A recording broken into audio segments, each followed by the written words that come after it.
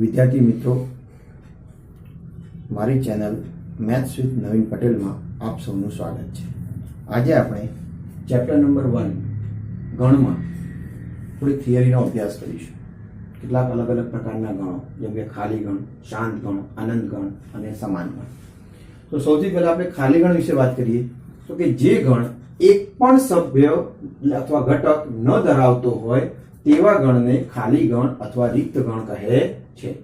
ખાલી ગણને સંકેતમાં ફાઈ અથવા છગડીયા કૌંસની અંદર એક પણ સભ્ય નહીં લખવાનો, બરોબર?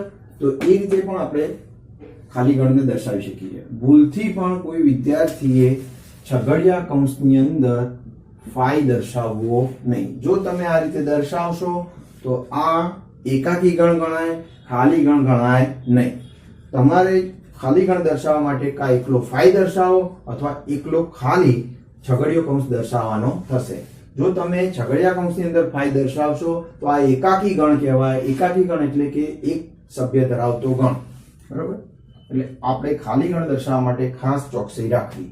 હવે આપણે કેટલાક ઉદાહરણોની ચર્ચા કરીએ. તો કે જે પહેલું ઉદાહરણ છે, ગણ એ આપેલો છે કે જ્યાં ગુણધર્મ રીતે આપેલો છે x, કે જ્યાં 1 less than x less than 2. એટલે x એવો છે કે જે 1 થી મોટો છે અને 2 થી નાનો છે. બીજું x બિલોંગ્સ ટુ n છે. તો x એ પ્રાકૃતિક સંખ્યા ગણમાં આવેલો સભ્ય છે. તો હવે તમે વિચારો કે 1 અને 2 ની વચ્ચે કોઈ પ્રાકૃતિક સંખ્યા આવે છે તો કે નથી આવતી. તો એનો મતલબ કે આ ગણમાં એક પણ સભ્ય આપણને મળશે નહીં. તો એને આપણે ખાલી ગણ રીતે દર્શાવી શકીએ. એટલે કે છગડીયો કૌંસ એકલો ખાલી દોરી દઈએ અથવા પછી 5 દર્શાવીએ. આ જે સંજ્ઞા છે એને 5 કહેવાય છે. બરોબર? ત્યારબાદ બીજા ગણની વાત કરીએ તો બીજા ગણમાં b છે. તો કે b માં શું કહે છે? x, કે જ્યાં x2 - 2 = 0 અને x belongs to q. q means સમમેય સંખ્યા ગણ. આપણે ગણો વિશેની ચર્ચા અગાઉ કરી જ છે. સમમેય સંખ્યા ગણમાં x અવેરો છે. તો અહીં આપણે સૌથી પહેલા આનું x - 2 = 0 નું સાદુરૂપ આપીએ તો કે x2 = x2 - 2 = 0. બરોબર? હવે આનું આપણે સાદુરૂપ આપીએ તો બે અવયવ પડે. તો કે આના બે અવયવ આપણને શું મળે? તો કે જુઓ, x - √2, કારણ કે આ √2 નો સ્ક્વેર કહેવાશે. તો હું √2 ના સ્ક્વેર ની રીતે લખવું હોય તો મારે √2 નો સ્ક્વેર. બરોબર? તો x - √2 અને બીજો આવે x + √2 થાય.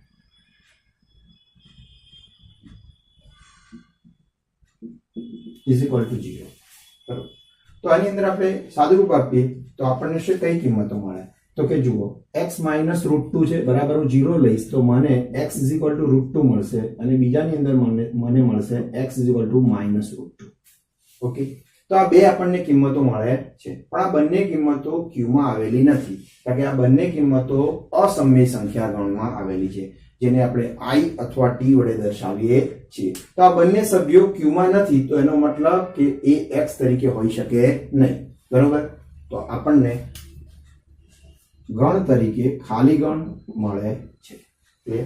ત્યારબાદ શાંત અને અનંત ગણની વાત કરીએ તો કે જે ગણ ખાલી હોય એટલે કે 0 સભ્ય સંખ્યા ધરાવતું હોય અથવા નિશ્ચિત એવો ધન પૂર્ણાંક જેટલી સભ્ય સંખ્યા ધરાવતો હોય તો તે ગણને શાંત ગણ કહે છે. એટલે બીજી સાદી રીતે સમજીએ તો જે ગણના સભ્યોની સંખ્યા નિશ્ચિત છે, કે પછી શૂન્ય હોય તો પણ કંઈ વાંધો નહીં, પણ નક્કી તો થઈ ગઈ કે ભાઈ આમાં એક પણ સભ્ય નથી, અથવા ગમે તેટલા સભ્યો હોય, 2 હોય, 5 હોય, 5 લાખ હોય, પણ સભ્યની સંખ્યા જો નિશ્ચિત હોય તો એવા ગણને આપણે શાંત ગણ કહીએ છીએ. અન્યથા જો આવું ન હોય, જેના સભ્યોની સંખ્યા નિશ્ચિત ન હોય, તો તે ગણને આપણે અનંત ગણ કહે છે. તો એના ઉદાહરણ જોઈએ આપણે.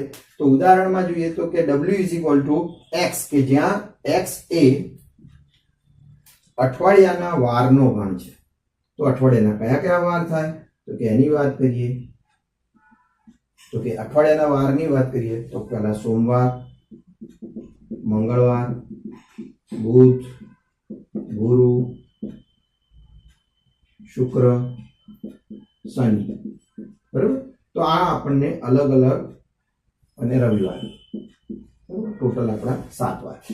તો આ 7 વારને આપણે ગણ તરીકે લખી શકીએ. હવે આ ગણના સભ્યોની સંખ્યા આપણને ખબર પડી કેટલી છે, કે 7 છે. તો સભ્ય સંખ્યા નિશ્ચિત થઈ, તો આ ગણને આપણે શું કહીશું? તો કે શાંત ગણ કહીએ છીએ. શું કહીએ છીએ? શાંત ગણ.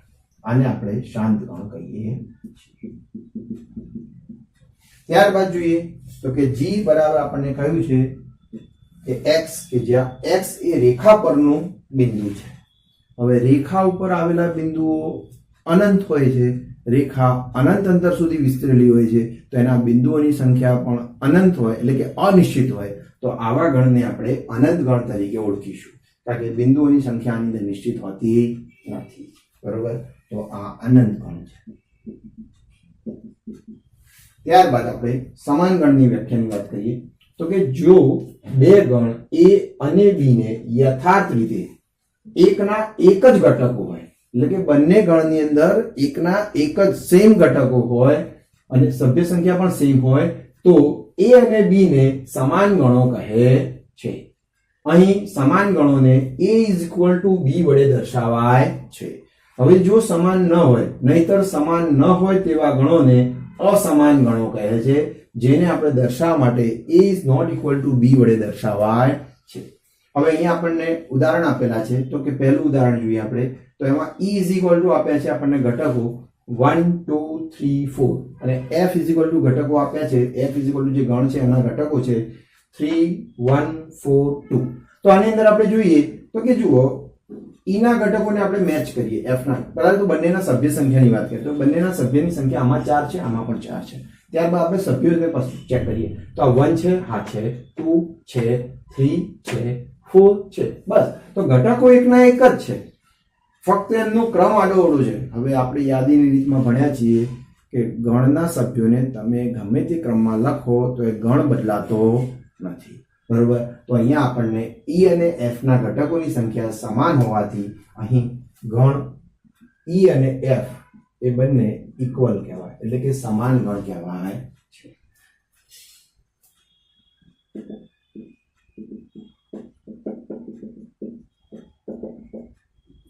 સમાન ગણ છે.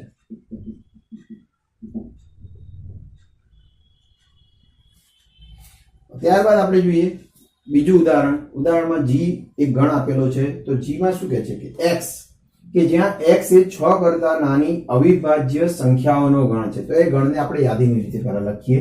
તો યાદીની રીતે લખીએ તો કયા સભ્યો મળે? તો કે 6 થી નાની એટલે 1 થી 5 ઘટકો થયા, 1 થી 5 સંખ્યાઓ થઈ આપણા ઘટક તરીકે. પરંતુ એમાં અવિભાજ્ય કીધી છે, જે શરત છે એનું સંપૂર્ણ પાલન થવું જોઈએ. તો કે અવિભાજ્ય કીધું છે. અવિભાજ્ય એટલે કે જેનું વિભાજન અન્ય કોઈ ઘટક વડે ના થતું હોય, અન્ય કોઈ સંખ્યા વડે ના થતું હોય. તો એક તો તટસ્થ ઘટક છે, 2 અવિભાજ્ય છે, 3 અવિભાજ્ય છે, 4 ને 2 વડે ભાગી શકાય છે અને 5 અવિભાજ્ય છે. તો આમ આપણને અવિભાજ્ય ઘટકો કયા કયા મળી શકે? સંખ્યાઓ. બરોબર, તો અવિભાજ્ય સંખ્યાઓની વાત કરીએ તો 2 3 અને 5 મળે છે. હવે ત્યારબાદ આપણે h ની વાત કરીએ તો h કોને કહે છે? તો કે h કે જ્યાં આપણને એવું કહ્યું છે કે x કે જ્યાં x એ 30 ના અવિભાજ્ય અવયવો છે. તો પહેલા આપણે 30 ના અવયવો પાડીએ અને પછી એમાંથી નક્કી કરીએ કે અવિભાજ્ય કયા છે. બરોબર, તો કે 30 ના અવયવમાં આપણે સૌથી પહેલા જોઈએ તો 10 કરી 30. પછી આ 30 10 ના પણ પાછા હોય, 10 પોતે અવિભાજ્ય નથી, એ વિભાજ્ય સંખ્યા છે. તો એના પણ પાછા આપણે અવયવ પાડીએ તો એના અવયવ થાય 2 5 10. તો આપણને ટોટલ અવયવ કેટલા મળે? તો કે 2 5 અને 3. તો આ 3 ઘટકો જે છે એ અવિભાજ્ય અવયવો છે. તો એનો આપણે ગણ બનાવીએ તો આપણને મળે 2 5 અને 3. તો અહીંયા આપણે જોઈ શકીએ છીએ g અને h ના ઘટકોની સંખ્યા સમાન છે 3. બરોબર, બંનેમાં 3 ઘટકો છે. બીજું એકના એક છે કે નહીં આપણે ચેક કરીએ. તો બંનેમાં 2 છે, બંનેમાં 3 છે, બંનેમાં 5 પણ છે. તો એનો મતલબ g અને h બંને સમાન ગણ છે. હવે આપણે બીજી રીતે વાત કરીએ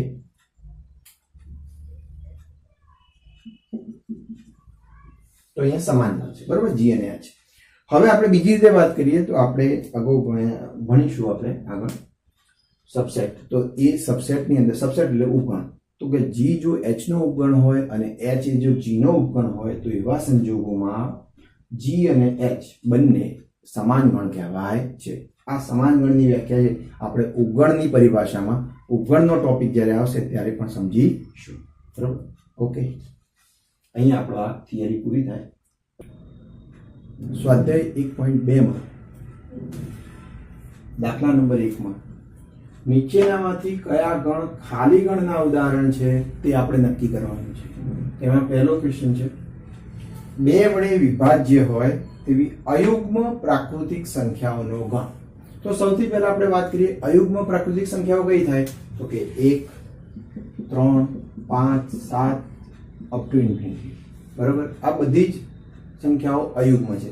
હવે આ બધી જ સંખ્યાઓને આપણે 2 વડે ભાગી શકતા નથી, એટલે 2 વડે વિભાજ્ય હોય એવી અયુગ્મ પ્રાકૃતિક સંખ્યા એક પણ આપણને મળે નહીં. તો એવા સંજોગોમાં અહીંયા આપણને જવાબ તરીકે ખાલી ગણ મળે છે, અથવા આપણે એને 5 વડે પણ દર્શાવી શકીએ.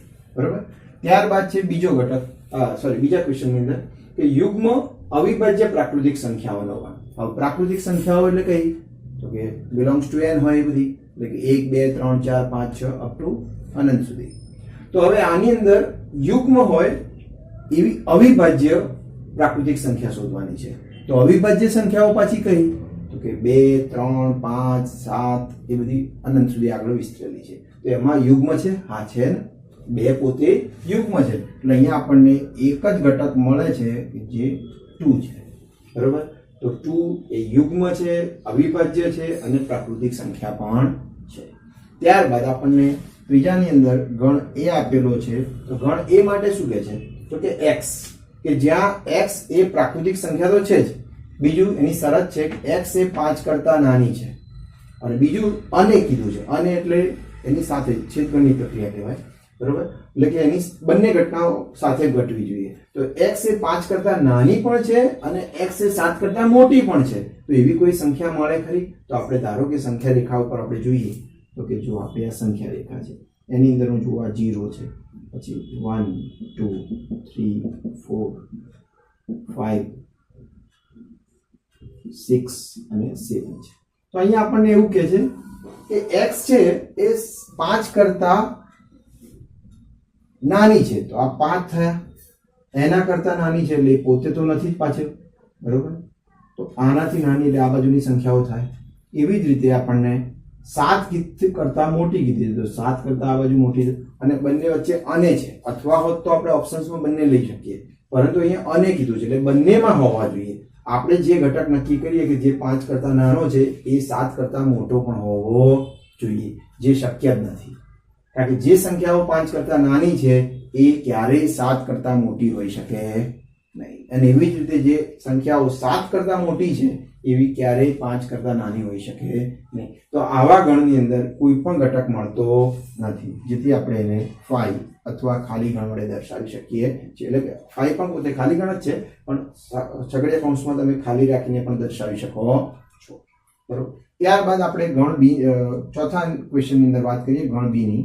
તો ગણ બી માં શું કહે છે કે y, કે જ્યાં y એ 2 ભિન્ન સમાંતર રેખાઓનું સામાન્ય બિંદુ છે. તો આપણે એક સમજ આપું કે 2 રેખાઓ આપણે સમાંતર ડ્રો કરીએ. ધારો કે આ એક રેખા છે મારી પાસે, જેને હું રેખા L કહું છું, અને બીજી રેખા છે અમારી પાસે M. બરોબર, આ બંને રેખાઓ સમાંતર છે. સમાંતર રેખાઓની વ્યાખ્યામાં આપણે ભણ્યા છીએ કે બંને રેખાઓ વચ્ચેનું અંતર દરેક અનંત સુધી આપણે સમાન અંતર જ હોય છે. એટલે કે જો તમે અહીંયા લંબાંતર શોધવામાં આવે તો આ અંતર અને આ અંતર હંમેશા સરખું જ હોય છે. તો એને જ આપણે સમાંતર કહીએ છીએ. બીજું, સમાંતર રેખાઓ ક્યારેય એકબીજાને છેદતી નથી, કારણ કે સમાન અંતરથી જ આગળ વધી જાય છે. બરોબર, તો એવા સંજોગોમાં જો બંને રેખાઓ એકબીજાને છેદતી જ ન હોય તો એમના વચ્ચે સામાન્ય બિંદુનું અસ્તિત્વ જ ના હોય, અને સામાન્ય બિંદુ હોય જ નહીં તો પછી આપણને અહીંયા મળે પણ નહીં. એવા સંજોગોમાં બી તરીકે આપણને ખાલી ગણ મળે છે. બરોબર, આમ આપણો દાખલા નંબર 1 પૂરો થાય છે. હવે દાખલા નંબર 2 ની વાત કરીએ તો કે દાખલા નંબર 2 માં શું કહે છે કે નીચેનામાંથી કયા ગણ શાંત ગણ અને કયા ગણ અનંત ગણ છે તે જણાવો. બરોબર, સૌથી પહેલું એ બરાબર આપણને કીધું છે વર્ષના મહિનાઓનો ગણ. તો વર્ષના મહિનાઓ કેટલા છે? તો આપણે અંગ્રેજી મહિના કહીએ તો પણ 12 છે, ગુજરાતી મહિના કહીએ તો પણ 12 છે. બરોબર, આપણે અહીંયા અંગ્રેજી મહિનાઓનો ઉલ્લેખ કરીએ તો અહીંયા વર્ષના મહિનાઓ કીધા છે. તો આપણે જાન્યુઆરી, ફેબ્રુઆરી, માર્ચ, એપ્રિલ, મે, જૂન, જુલાઈ, ઓગસ્ટ, સપ્ટેમ્બર, ઓક્ટોબર, નવેમ્બર અને ડિસેમ્બર. આવી રીતે આપણને ટોટલ 12 મહિનાઓ મળે છે. 1 2 3 4 5 6 7 8 9 10 11 12, ટોટલ 12. ઓકે, તો આના સભ્યોની સંખ્યા નિશ્ચિત થઈ ગઈ. આપણે એવું કીધું છે કે જે ગણના સભ્યોની સંખ્યા નિશ્ચિત હોય તેને આપણે શાંત ગણ કહીએ છીએ. તો એનો મતલબ ગણ એ શાંત ગણ છે. તો આપણે લખી શકીએ ગણ એ શાંત ગણ છે.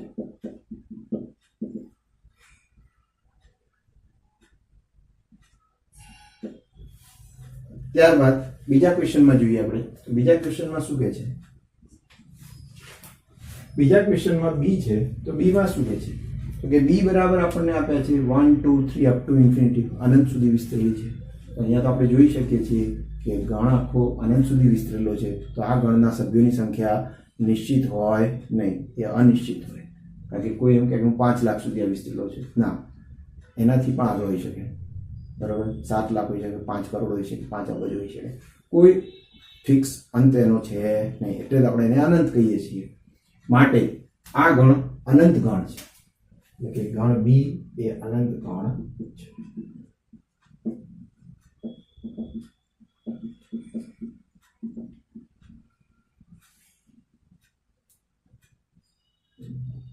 ત્યારબાદ આપણે ગણ સી ની વાત કરીએ. તો જો ગણ સી ના સભ્યો આપણને કયા છે? 1 2 3 અપ ટુ 99 100. એટલે કે સભ્યોની સંખ્યા વચ્ચે 3 ટપકા કે 4 ટપકા કર્યા છે. તો એનો મતલબ એવો નથી કે આનંદ છે. અને જે પણ ગણમાં જો આવે તો ટપકા એનો મતલબ એવું નહીં સમજી લેવાનું કે આનંદ ગણ છે. એના પછી છેલ્લો અંક જો આપણને આપેલો હોય, છેલ્લો ઘટક દર્શાવેલો હોય, તો આ ગણ એ નિશ્ચિત ગણ કહેવાય. એટલે કે શાંત ગણ કહેવાય, કે જેના સભ્યોની સંખ્યા નિશ્ચિત છે. આપણે 100 સુધી લખી નહીં શકીએ, કારણ કે લખવા માટે જગ્યા જોઈએ અને બહુ લાંબો ગણ છે અને લખવો પણ કંટાળાજનક છે. તો એવા સંજોગોમાં આપણે 1 2 3 અપ ટુ 99 100 આપણે લખેલા છે. એટલે કે છેલ્લો અંક આપણે દર્શાવેલો છે અહીંયા. તો સભ્યોની સંખ્યા નક્કી થઈ ગઈ, નિશ્ચિત છે કે 100 છે. સભ્યોની સંખ્યા ગણીએ તો પણ 100 થાય. તો એવા સંજોગોમાં ગણ બી એ આપણો શાંત ગણ છે, કારણ કે એના સભ્યોની સંખ્યા નિશ્ચિત છે. સોરી, ગણ સી.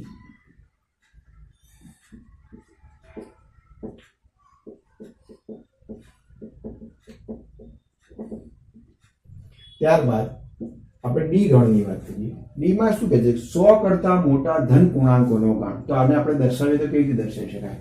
તો કે 100 કરતા મોટા, 100 કરતા મોટા, 100 નથી કીધો, એનાથી મોટા કીધું. તો એનાથી મોટા એટલે 101 102 103 અપ ટુ ઇન્ફિનિટી, અનંત સુધી એ ગણ વિસ્તરેલો છે. આ બધા જ સભ્યો એ 100 કરતા મોટા ધન પૂર્ણાંકો દર્શાવે છે. અને આ અનંત સુધી વિસ્તરેલો છે, પાછળ કોઈ સભ્યોની સંખ્યા નિશ્ચિત છે નહીં. માટે ગણ ડી એ અનંત ગણ છે.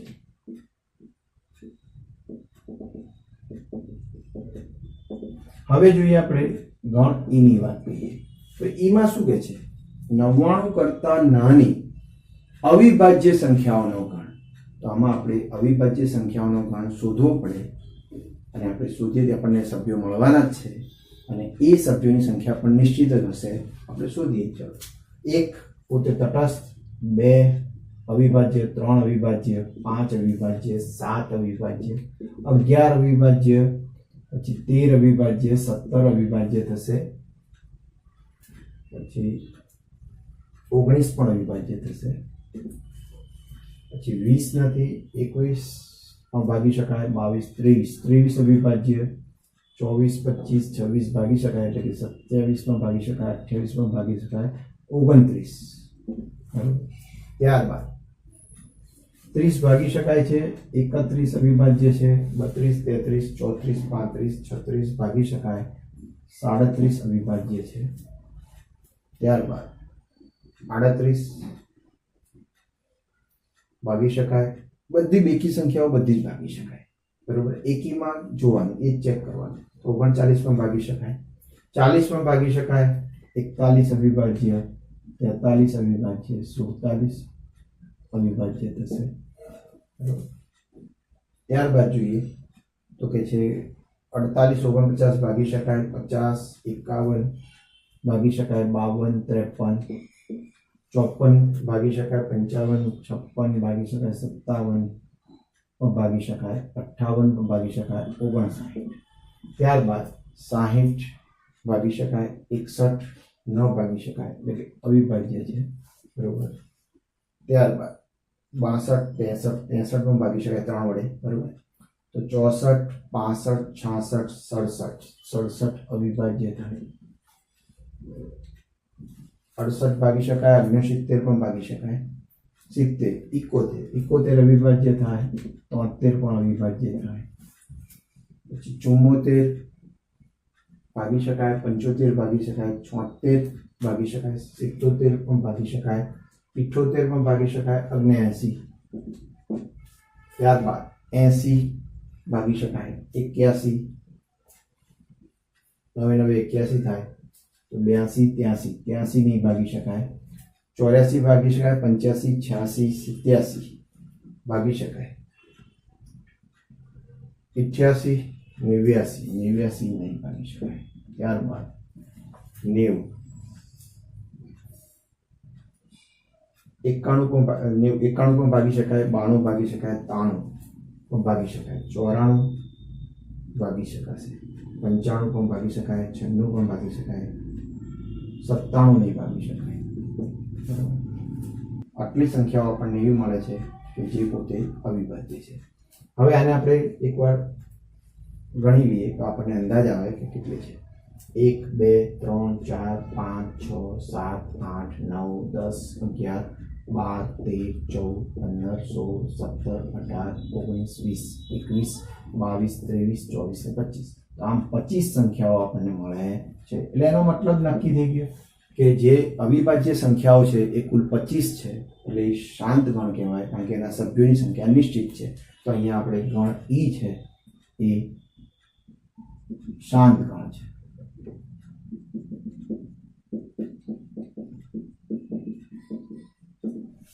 અહીંયા દાખલા નંબર 2 પૂરો થાય છે.